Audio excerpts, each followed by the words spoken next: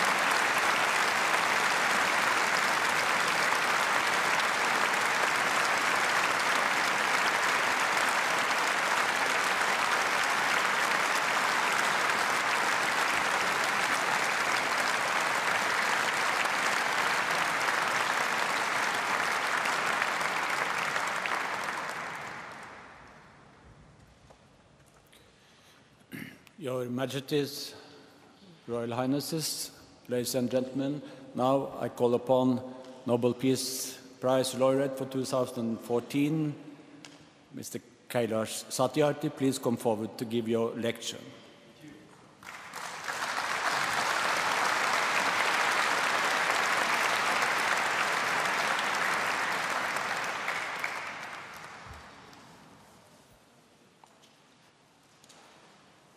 दुनिया भर के मेरे प्यारे बच्चों, Your Royal Majesties, Royal Highnesses, my dear daughter Malala, Excellencies, dear brother Tom Harkin, sisters and brothers, मैं शांति और मानवता के इस पवित्र मंच से वेद के एक मंत्र को उच्चारित करते हुए बहुत गौरवान्वित महसूस करता हूँ। इस मंत्र में एक ऐसी प्रार्थना, एक ऐसी कामना और एक ऐसा संकल्प निहित है जो विश्व को मनुष्य जनित त्रासदियों से मुक्ति दिलाने का सामर्थ्य रखती है। संगच्छध्वम संवदध्वम संवो मनांसि जानताम देवा भागम यथा पूर्वे संजानानाम उपासते। हम सभी साथ साथ चलें, आर्थिक तरक्की और विकास के रास्ते में दुनिया के दक्षिणी छोर से उत्तर तक और पूर्वी छोर से पश्चिम तक हम में से कोई भी पीछे ना रह जाए, हम में से कोई भी बिछुड़ ना पाए।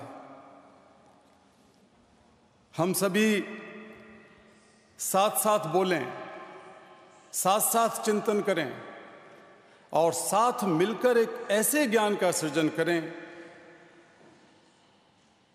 जिससे समस्त विश्व का कल्याण हो सके।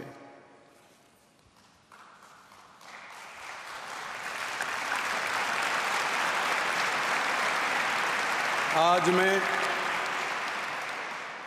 सबसे पहले अपने स्वर्गवासी माता पिता को, स्वर्ग से भी महान अपनी जन्मभूमि भारत को और समस्त धरती माता को बहुत विनम्रता से नमन करता हूं।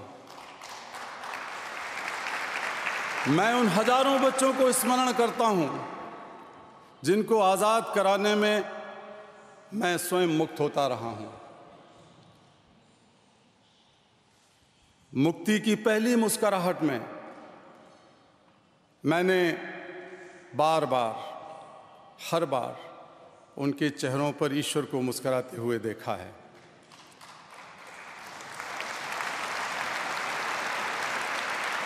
मैं इस सम्मान का सबसे बड़ा श्रेय अपने आंदोलन के शहीद कालू कुमार, धूमदास, आदर्श किशोर और पाकिस्तान के नन्हे शहीद इकबाल मसीह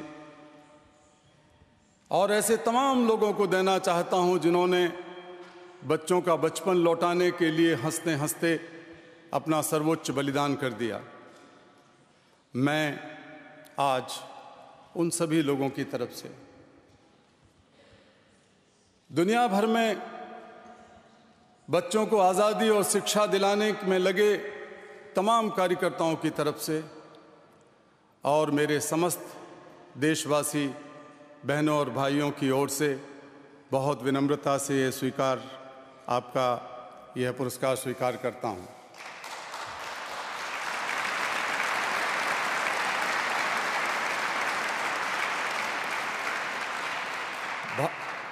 भगवान बुद्ध, गुरु नानक और महात्मा गांधी की धरती से नॉर्वे तक की मेरी यह यात्रा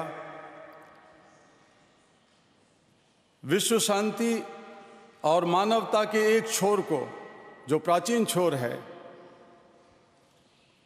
दूसरे जो आधुनिक छोर है उसको जोड़ने की यात्रा मैं मानता हूं। Friends, Nobel Committee has generously invited me to present a lecture.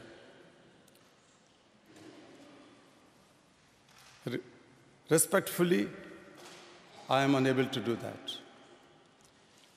because I am representing here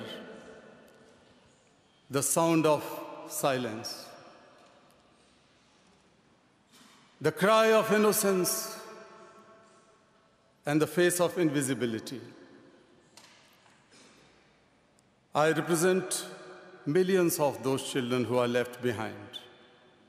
And that's why I have kept an empty chair as a reminder. I've come here only to share the voices and dreams of our children, because they are all our children. I have looked into their frightened and exhausted eyes. I have held their injured bodies, and I have felt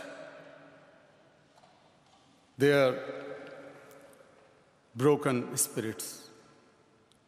20 years ago, in the foothills of the Himalayas,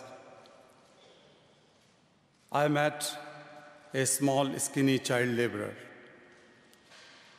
He asked me, "Is the world so poor that it cannot give me a toy and a book instead of forcing me to take a gun or a tool?" I met a Sudanese child soldier. He was kidnapped by an extremist militia. As his first lesson, he was forced to kill his friends and family. He asked me, "What is my fault?" 12 years ago, a child mother from the streets of Colombia, trafficked, enslaved, raped, asked me this, "I've never had a dream. Can my child have one?"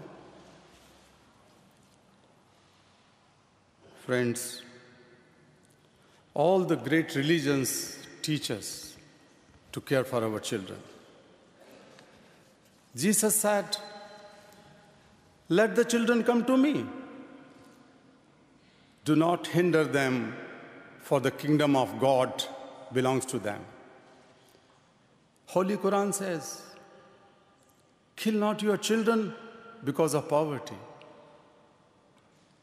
Friends, there is no greater violence than to deny the dreams of our children. Therefore, I refuse to accept that all the temples and mosques and churches and prayer houses have no place for the dreams of our children. I refuse to accept that the world is so poor when just 1 week of military expenditure can bring all the children to classrooms. I refuse to accept that all the laws and constitutions and police and judges are unable to protect our children. I refuse to accept that the shackles of slavery can ever be more stronger than the quest for freedom. I refuse to accept here.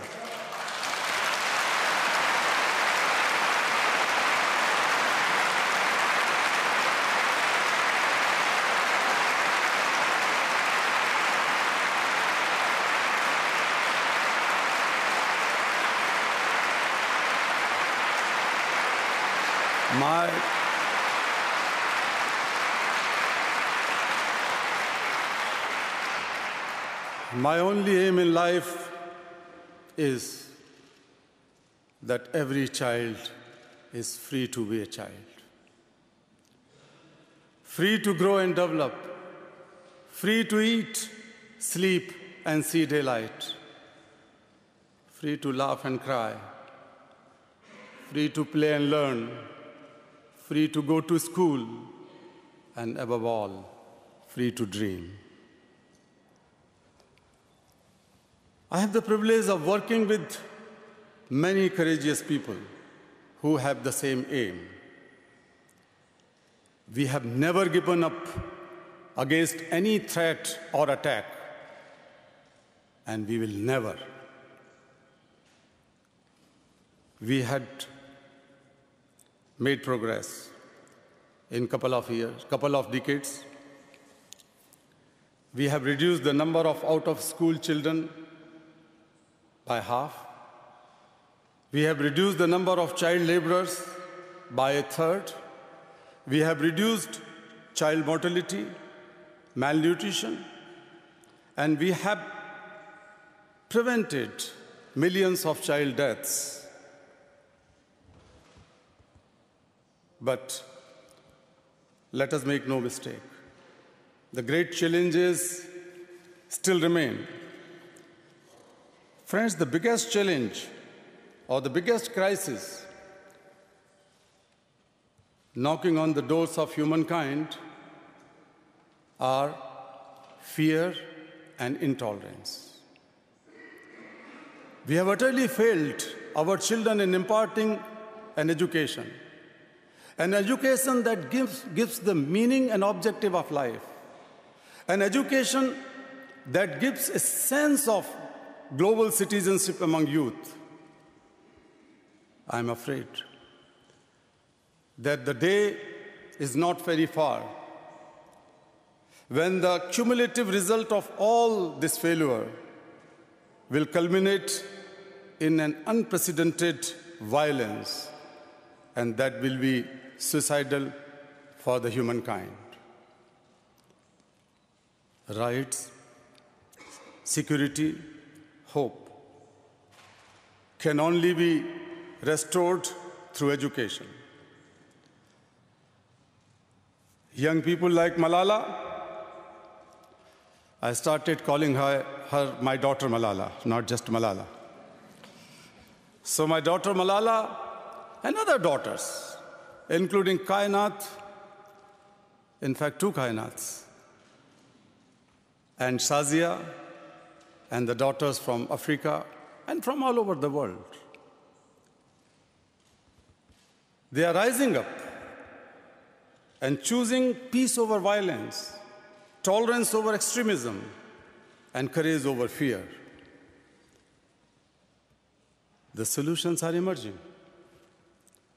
But these solutions cannot be found in the deliberations, in conferences alone,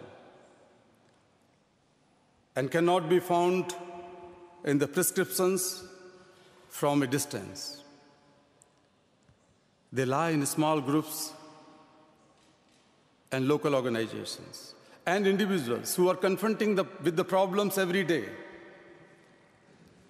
Even if they remain unacknowledged, unrecognized, and unknown to the world, the solutions are with them.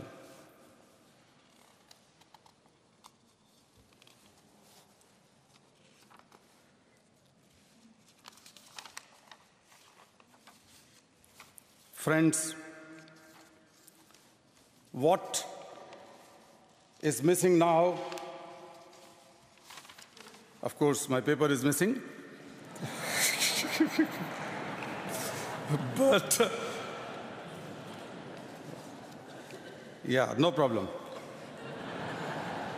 I will continue without that.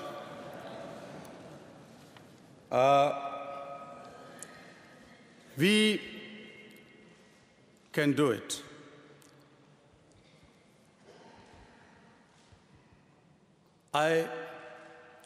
You may ask that what one person can do.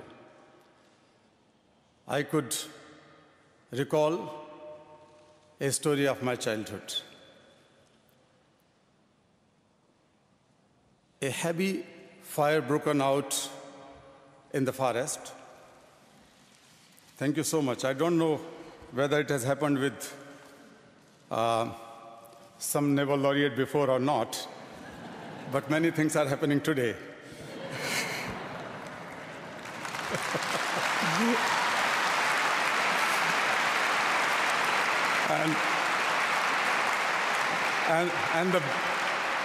And the best thing happened that a young, courageous Pakistani girl has met an Indian father, and the Indian father met the Pakistani daughter.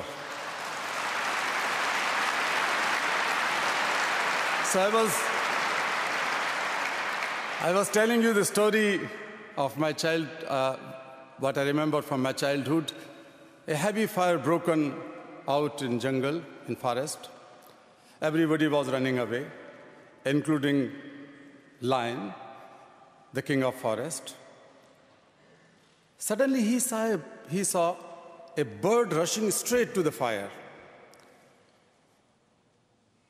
He asked the bird, "What are you doing?" Bird said, "I am going to extinguish the fire." Lion laughed and said, "How can you do it? Keeping just one drop of water in your beak?" But the bird was adamant.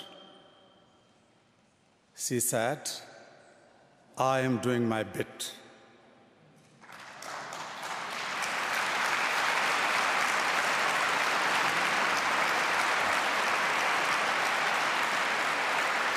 "18 years ago,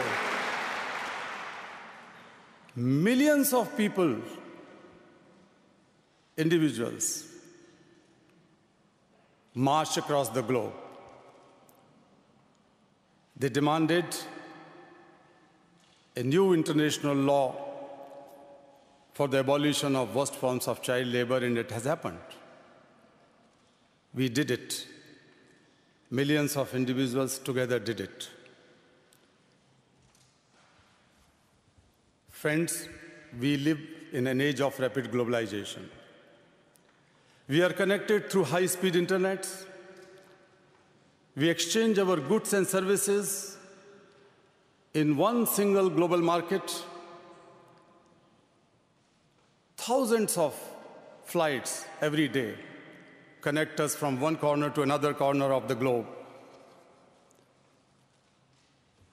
But there is one serious disconnect, and that is the lack of compassion.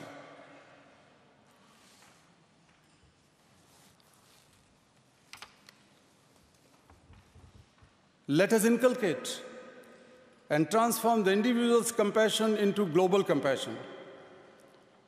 Let us globalize compassion.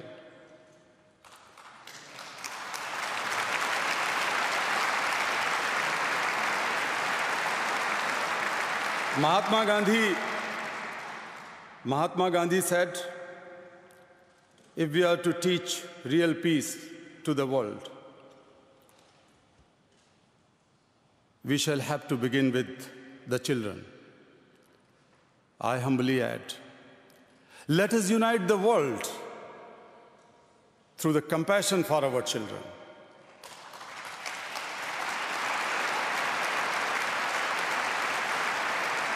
I ask, whose children are they who stitch footballs, yet never played with one? Whose children are they who harvest cocoa, tasted a chocolate? Whose children are they who are dying of Ebola? Whose children are they who are kidnapped and made hostage today? They are all our children. I remember an 8-year-old girl rescued from intergenerational forced labor, from a stone quarry.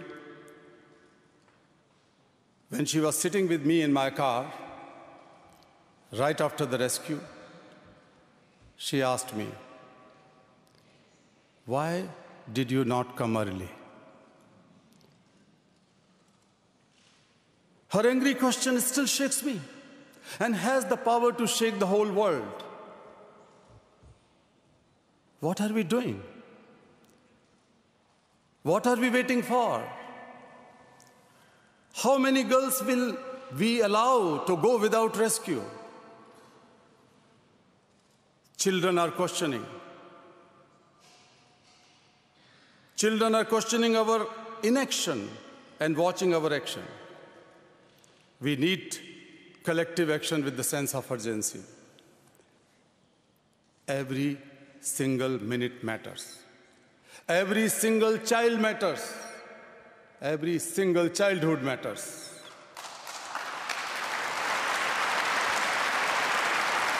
Therefore,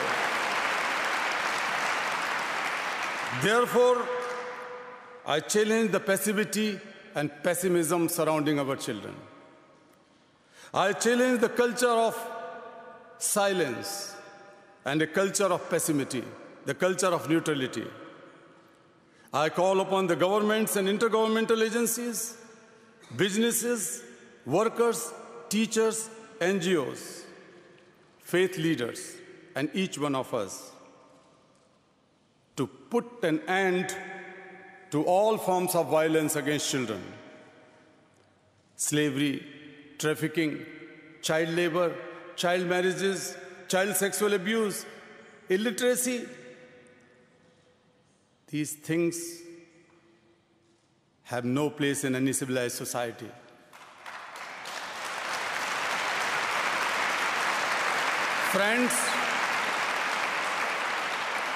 Friends, we can do this.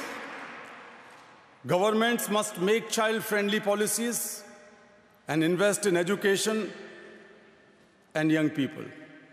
The businesses must be more responsible, accountable, and innovative, ready to innovative partnerships. Intergovernmental agencies must work together to accelerate action. Global civil society must rise above the business as usual and fragmented agendas. Faith leaders, institutions, and all of us must stand with our children. We must be bold, we must be ambitious, and we must have the will. We must keep our promises. Over 50 years ago, on the first day of my school, I met a boy, a cobbler boy, sitting outside the gate of my school. I asked to my teacher, why is he sitting outside? Why is he not with us in the classroom? He had no answer. One day I gathered all my courage and straight went to the father of that cobbler boy. And he said, "Sir, I have never thought about it.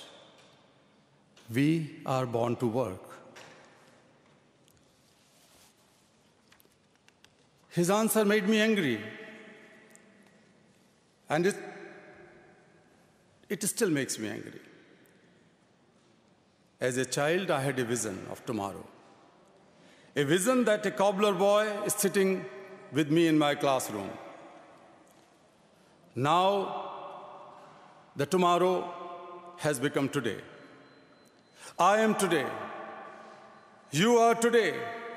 Today is the time for every child to have the right to life, right to freedom, right to health, right to education, right to safety, right to dignity, right to equality, and right to peace.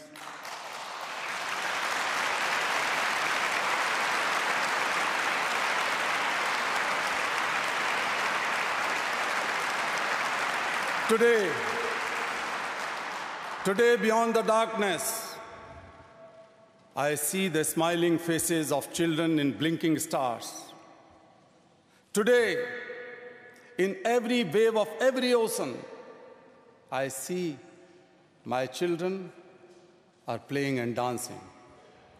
Today, in every plant, in every tree, in every mountain, I see children are growing freely with dignity.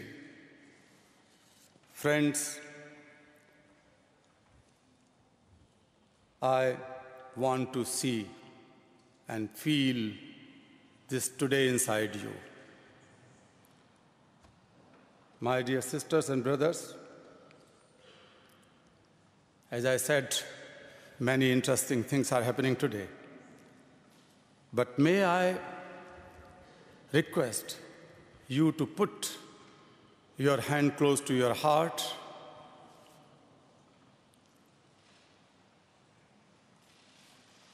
close your eyes and feel the child inside you.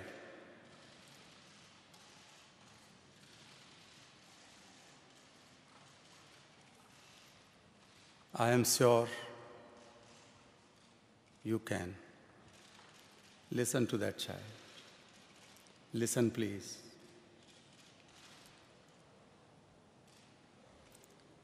Today, I see thousands of Mahatma Gandhis, Nelson Mandelas, Martin Luther Kings calling on us. Let us democratize knowledge. Let us universalize justice. Together, let us globalize compassion. I call upon you in this room and all across the world. I call for a march from exploitation to education. I call for a march from poverty to shared prosperity, a march from slavery to liberty, and a march from violence to peace. Asato ma sadgamay, tamso ma jyotirgamay, mrityor ma amritam gamay. Let us march from ignorance to awakening. Let us march from darkness to light. Let us march from mortality to divinity. Let us march.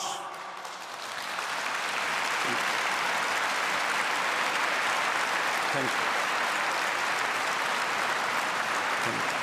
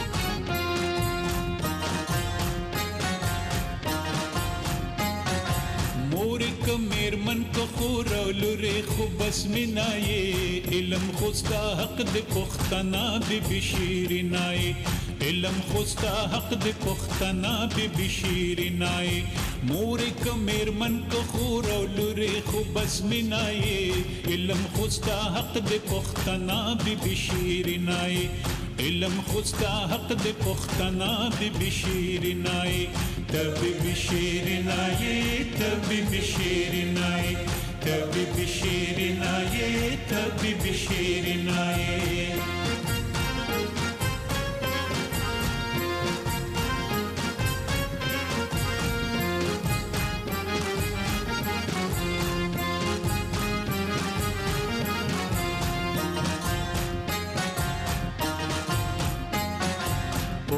तय प्रेगदे ची वतन दर गुलजार की दाद जहालत बुतान बटोल दारा गुजार की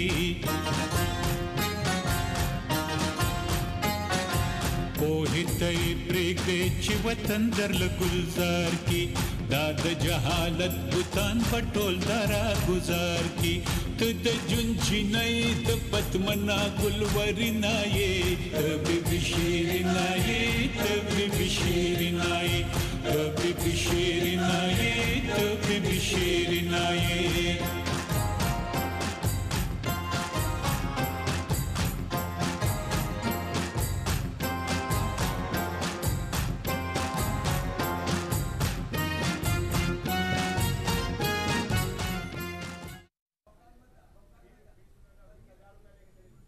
Well, we've been listening to Kailash Satyarthi soon after he had received the Nobel Peace Prize for 2014, and he gave the Nobel Peace Lecture. We listened to what he said, and he spoke from the heart, spoke very clearly about his vision and his mission about children. He said that every single child matters and every childhood matters as well. He asked the world to unite by compassion, compassion for our children. All people, all children are our children is what he said, and there's no place in the world for child trafficking, abuse, child labor in a civilized society. And he said that everyone must stand with the children and keep our promises, because 1 week of expenditure on defense, he said, is enough to put all children in school. And every child has a right to peace, right to dignity, right to education. Beyond the darkness is what he said. He could see children playing and dancing and growing with dignity, and he asked people to feel the child within themselves, and he asked everyone to listen to that and globalize compassion. Thanks very much for watching. Namaskar.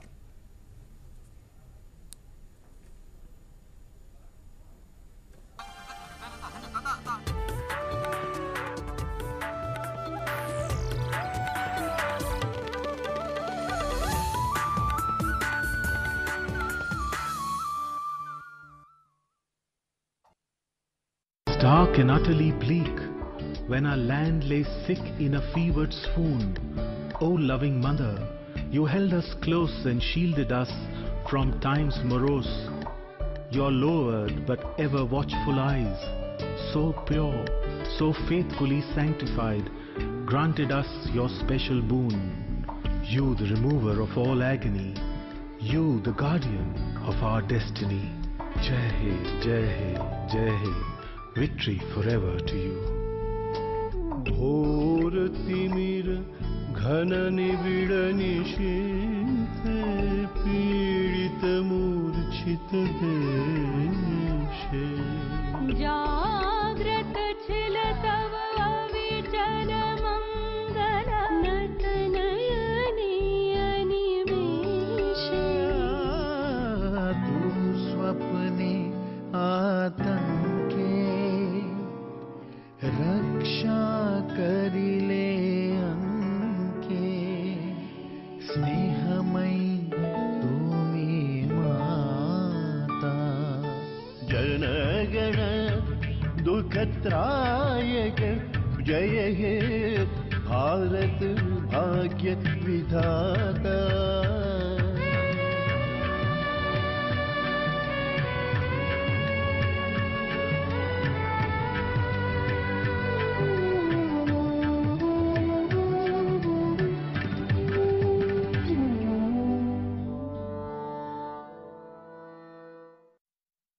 As a young boy growing up in Calcutta, we used to watch Roland Garros and Wimbledon on DD, and that's one of the reasons my oldest memories of tennis and Grand Slams was on Doordarshan. Thanks for all the years of wonderful coverage.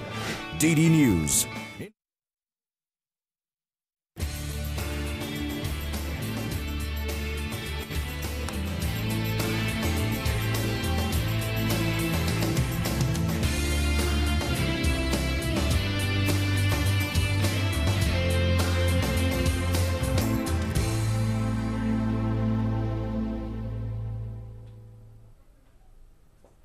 नमस्कार, DD news में आपका स्वागत है। मैं हूं रमा त्यागी। सीधे आपको ले चलते हैं ओस्लो, जहां पर कैलाश सत्यार्थी और मलाला यूसुफजई को शांति के नोबेल पुरस्कार से नवाजा गया है।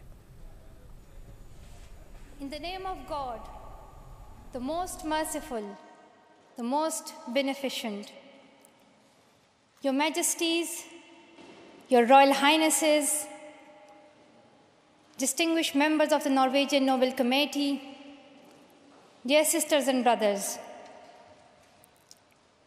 today is a day of great happiness for me. I'm humbled that the Nobel Committee has selected me for this precious award.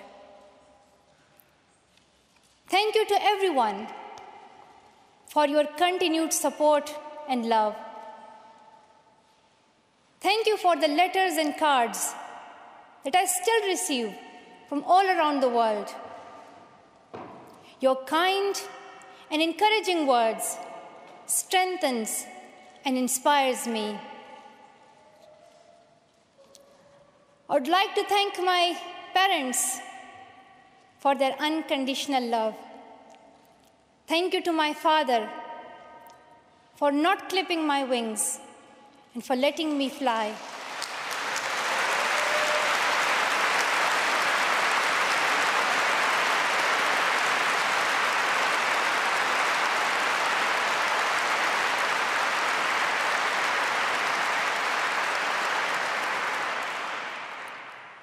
Thank you to my mother for inspiring me to be patient and to always speak the truth, which we strongly believe is the true message of Islam.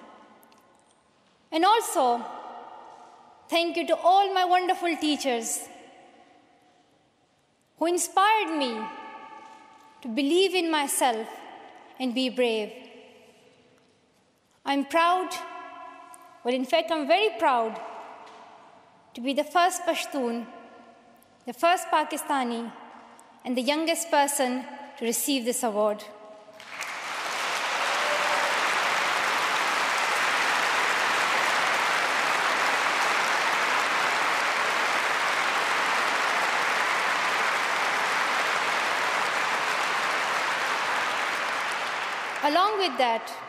Along with that, I'm pretty certain that I'm also the first recipient of the Nobel Peace Prize who still fights with her younger brothers. I want there to be peace everywhere, but my brothers and I are still working on that.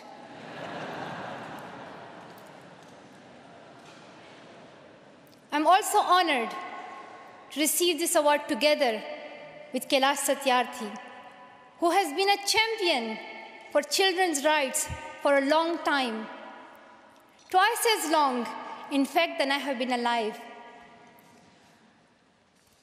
I'm proud that we can work together. We can work together and show the world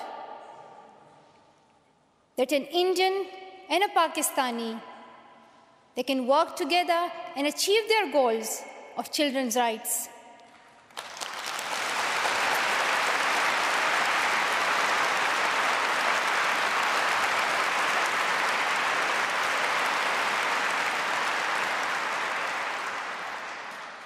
Dear brothers and sisters, I was named after the inspirational Malala of Maiwand, who is the Pashtun Joan of Arc. The word Malala means grief-stricken, sad. But in order to lend some happiness to it, my grandfather would always call me Malala, the happiest girl in the world. And today, I'm very happy that we are together fighting for an important cause. This award is not just for me. It is for those forgotten children who want education. It is for those frightened children who want peace. It is for those voiceless children who want change. I'm here to stand up for their rights, to raise their voice. It is not time to pity them. It is not time to pity them. It is time to take action. So it becomes the last time. The last time. So it becomes the last time that we see a child deprived of education.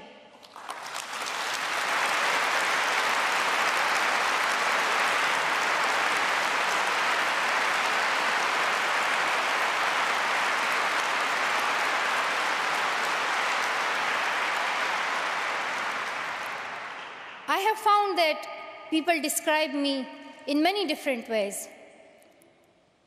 Some people call me the girl who was shot by the Taliban, and some, the girl who fought for her rights. Some people call me a Nobel laureate now. However, my brothers still call me that annoying bossy sister. As far as I know, I'm just a committed and even stubborn person who wants to see every child getting quality education, who wants to see women having equal rights, and who wants peace in every corner of the world.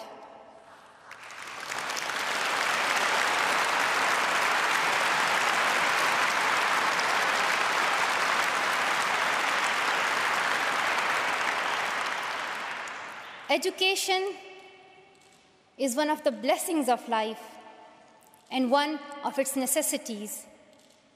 That has been my experience during the 17 years of my life. In my paradise home, Swat, I always loved learning and discovering new things. I remember when my friends and I would decorate our hands with henna on special occasions. And instead of drawing flowers and patrons, we would paint our hands with mathematical formulas and equations. We had a thirst for education. We had a thirst for education because our future was right there in that classroom. We would sit and learn and read together. We loved to wear neat and tidy school uniforms. And we would sit there with big dreams in our eyes. We wanted to make our parents proud and prove that we could also excel in our studies and achieve those goals which some people think only boys can. But things did not remain the same. When I was in Swat, which was a place of tourism and beauty, suddenly changed into a place of terrorism. I was just 10 that more than 400 schools were destroyed. Women were flogged. People were killed. And our beautiful dreams turned into nightmares. Education went from being a right to being a crime. Girls were stopped from going to school. When my world suddenly changed, my priorities changed too. I had two options. One was to remain silent and wait to be killed. And the second was to speak up and then be killed. I chose the second one. I decided to speak up.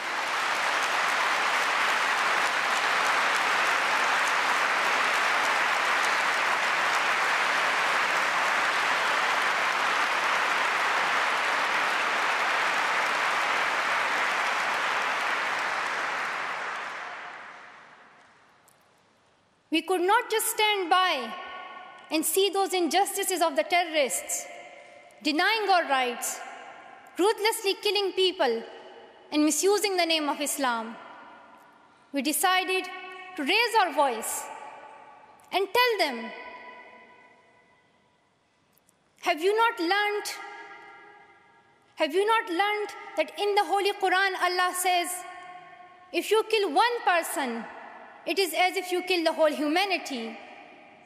Do you not know that Muhammad, peace be upon him, the Prophet of mercy, he says, do not harm yourself or others. And do you not know that the very first word of the Holy Quran is the word Iqra, which means read? The terrorists tried to stop us and attacked me and my friends who are here today on our school bus in 2012. But neither their ideas nor their bullets could win.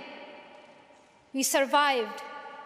And since that day, our voices have grown louder and louder.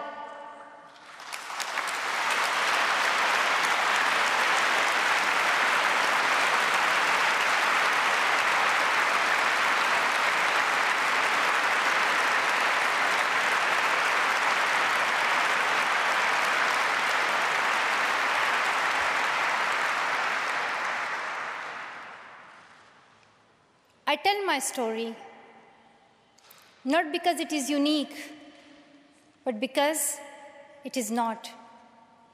It is the story of many girls. Today, I tell their stories too. I have brought with me some of my sisters from Pakistan, from Nigeria, and from Syria who share this story.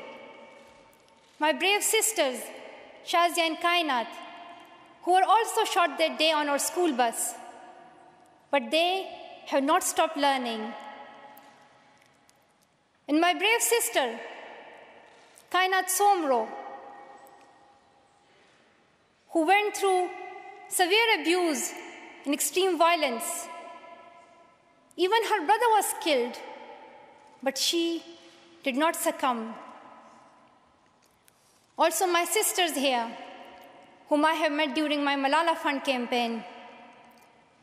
My 16-year-old courageous sister, Mozoon, from Syria, who now lives in Jordan as a refugee.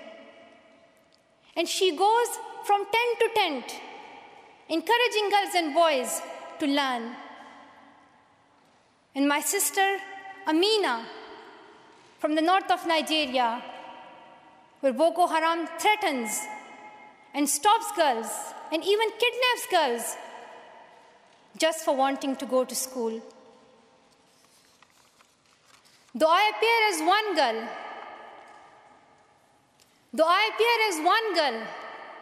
one person who is 5 foot 2 inches tall, if you include my high heels, it means I'm 5 foot only. I am not a lone voice. I'm not a lone voice. I am many. I am Malala, but I'm also Shazia. I'm Kainat. I'm Kainat Somro. I am Mozoon. I am Amina. I am those 66 million girls who are deprived of education. And today, I'm not raising my voice. It is the voice of those 66 million girls.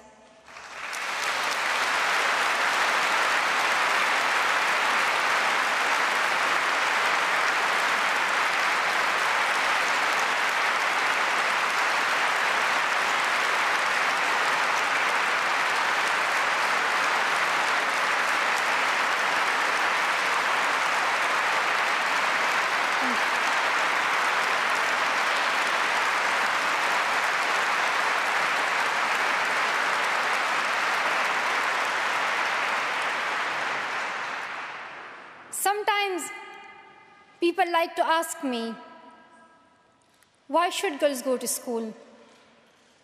Why is it important for them? But I think the more important question is, why shouldn't they? Why shouldn't they have this right to go to school?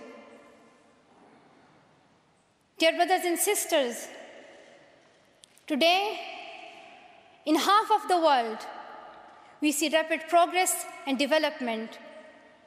However, there are many countries where millions still suffer from the very old problems of war, poverty, and injustice. We still see conflicts in which innocent people lose their lives and children become orphans.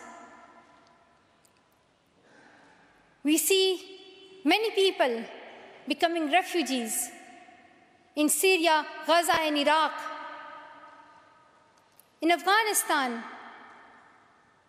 we see families being killed in suicide attacks and bomb blasts. Many children in Africa do not have access to education because of poverty. And as I said, we still see girls who have no freedom to go to school in the north of Nigeria.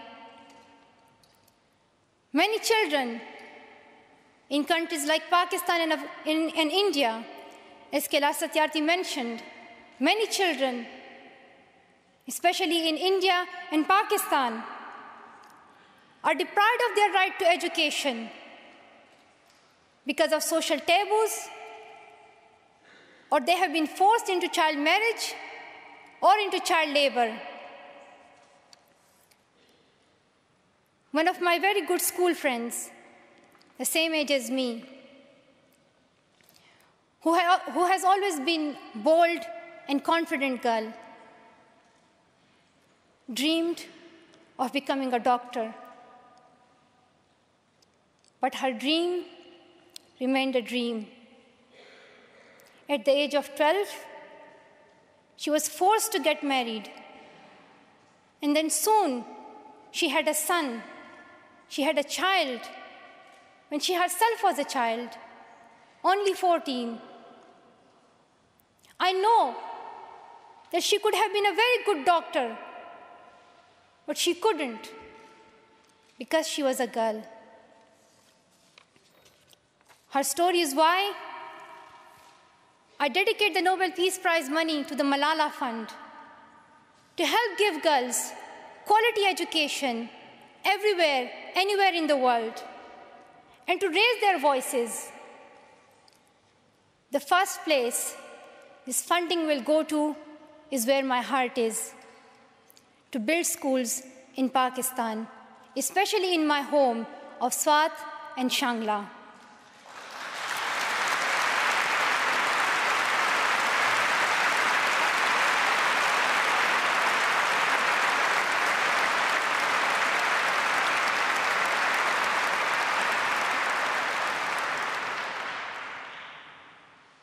In my own village, there is still no secondary school for girls.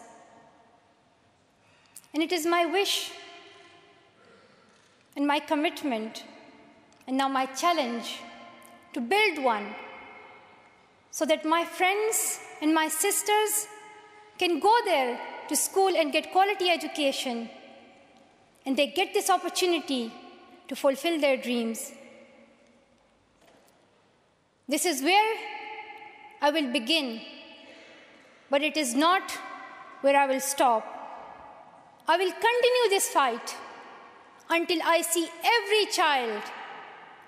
child in school. Dear brothers and sisters,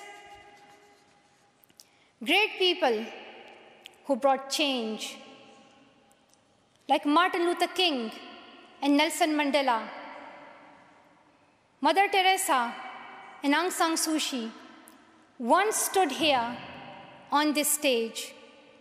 I hope the steps that Kailash Satyarthi and I have taken so far and will take on this journey will also bring change, lasting change.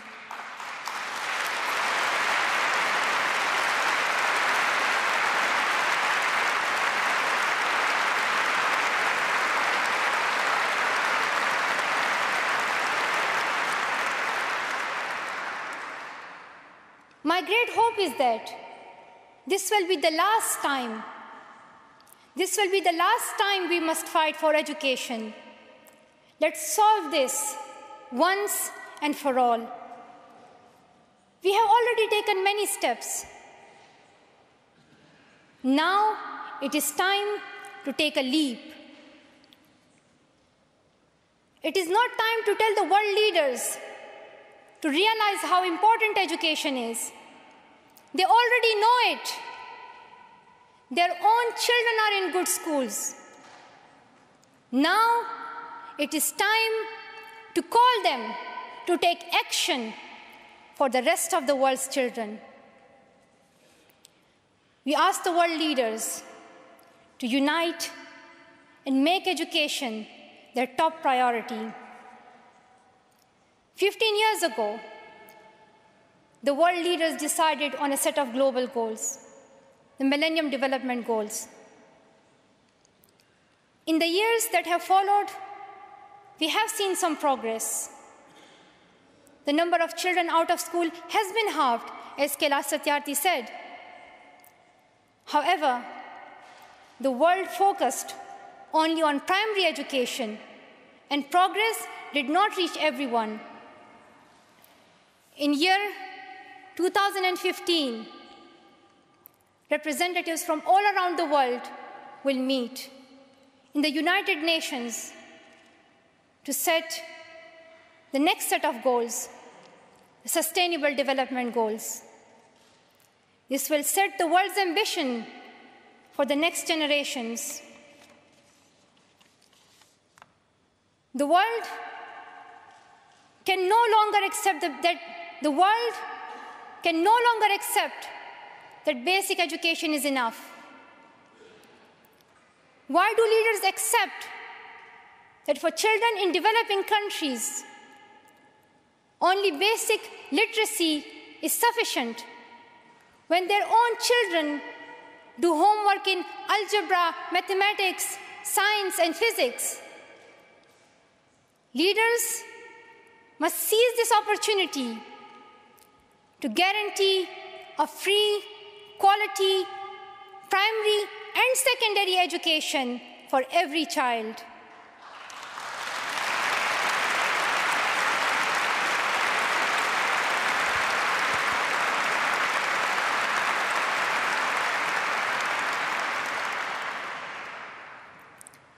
Some will say this is impractical, or too expensive, or too hard, or maybe even impossible.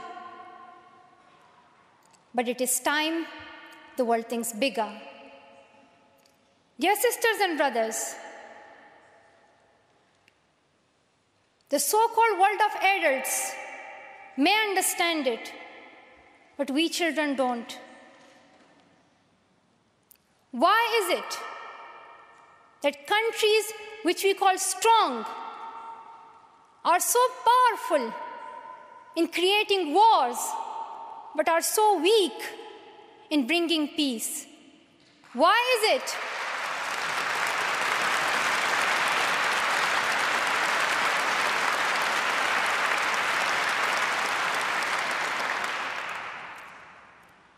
Why is it that giving guns is so easy, but giving books is so hard. Why is it? Why is it that making tanks is so easy, but building schools is so hard? We are living in the modern age, and we believe that nothing is impossible. We have reached the moon 45 years ago, and maybe we'll soon land on Mars. Then, in this 21st century, we must be able to give every child quality education. Dear sisters and brothers, dear fellow children, we must work, not wait. Not just the politicians and the world leaders. We all need to contribute.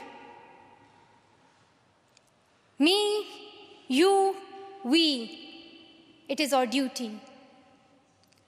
Let us become the first generation to decide to be the last. Let us become the first generation that decides to be the last, that sees empty classrooms, lost childhoods, and wasted potentials. Let this be the last time that a girl or a boy spends their childhood in a factory.